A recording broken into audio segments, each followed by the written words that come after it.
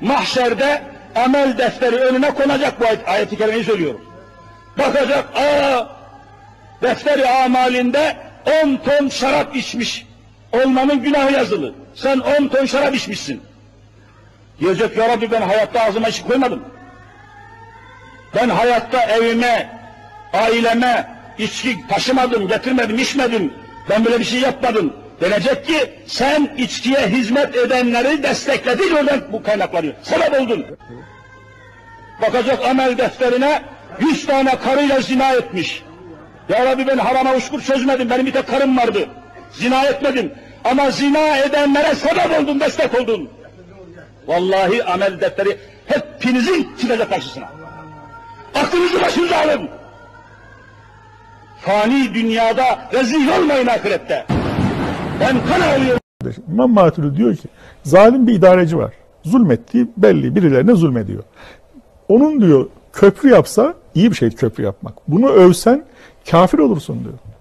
Zalim bir idareciye, özellikle de konumu olan, ondan bir şey bekleyen birisi, yani bir alim, bir din bilgini, başka bir idareci, bir gazeteci, yani İmam Maturidi'nin inancına göre başka bir meseleden, zulmettiği meseleden değil ha, başka bir meseleden. İyi bir şey yapmış, havalanı yapmış, köprü yapmış, işte Ayasofya'yı açmış mesela. Bunu iyi bir şey diye övse, dinden çıkar çünkü diğer işlerini meşrulaştırmış olursun diyor.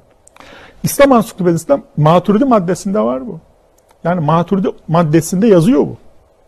İslam Ansiklopedisi, Diyanet İşleri'nin başkanlığını çıkardığı İslam Ansiklopedisi'nde bu yazıyor. Biraz özetlemişler, biraz hülasa etmişler. Sönmez Kutlu diye bir şeyci var, mezhepler tarihçisi var Ankara İlahiyat'ta. Onun bu konuda yazdığı geniş bir makale var. O makalede tafsilat da var bu bilgi. Yazılı kaynaklarda var. Yani İmam Maturidi'ye göre, yani düşünün Türk halkının durumunu yani. Hüküm bu. Küfre rıza küfürdür diyor. Zulme rıza zulümdür diyor. Rıza göstermek, taraftar olmak zulümdür diyor. Yani birisi kalkmış, bir idareci zulmediyor diğer insanlara.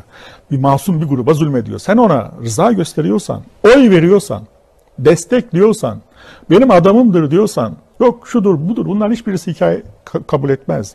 Müşahhas bir şey var, somut bir şey var. Yok dünyadaki işte düşmanlar varmış, yok işte komplo teorileri, bunların hiçbirini ispat edemezsiniz. Allah katında bunların hiçbirinin değeri yok. Somut olan üzerine hüküm bina edilir. Hukuk somut üzerine hüküm bina eder. Sana birisi zulmediyor. Bu adam zalim olduğu belli. Bunun hırsız olduğu belliyse, zalim olduğu belliyse sen bunu ne yaparsa yapsın, ne kadar iyilik yaparsa yapsın, karşıda da kim olursa olsun bu adama iyi de diyemezsin. Bu adam iyi bir adamdır diyemezsin. Bunu dediğin anda Maturidi'ye göre dinden çıkarsın, Eş'ari'ye göre. Arkadaşlar seçimler vasıtasıyla devamlı soruyorsunuz, bu seçimler ne olur hocam? Kim kazanır diye. Hemen açıklayayım. Seçimlerin kazananı tevhid ehli muvahhid Müslümanlardır. Seçimlerin kazananı tevhid ehli muvahhid Müslümanlardır. Onlar dünyada ve ahirette kazanmışlardır. Çünkü seçimlere katılmamışlardır. Seçimlerin kaybedeni ise bütün siyasi partilerdir.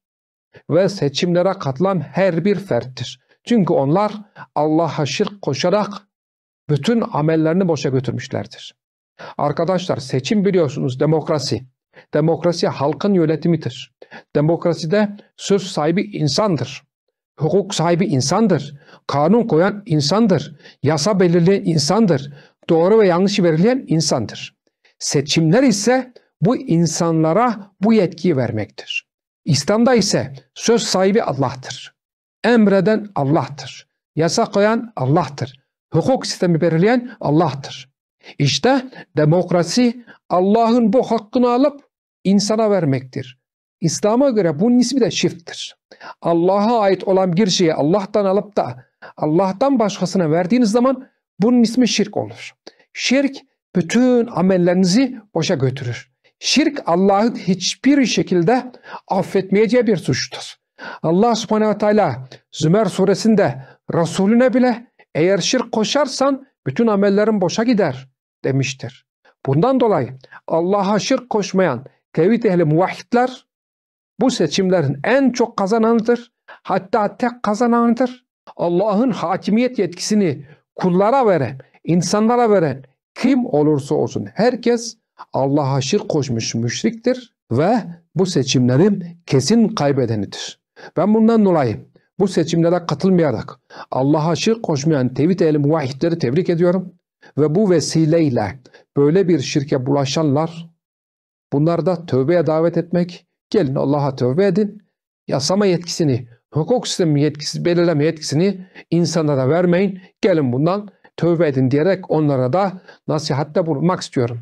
Velhamdülillahi Rabbil Alemin. Bismillahirrahmanirrahim. أفحكم الجاهلية يبغون ومن أحسن من الله حكما لقوم يوقنون. Yoksa onlar hala İslam'ın karşıtı cahiliye kanunları ile mi yönetilmek istiyorlar? Şüpheden uzak, doğru ve gerçek bilgiyi tanıyarak kabul edip inanmış bir toplum için Allah'tan daha güzel kanun koyucu olabilir mi? Maide suresi 50. ayet.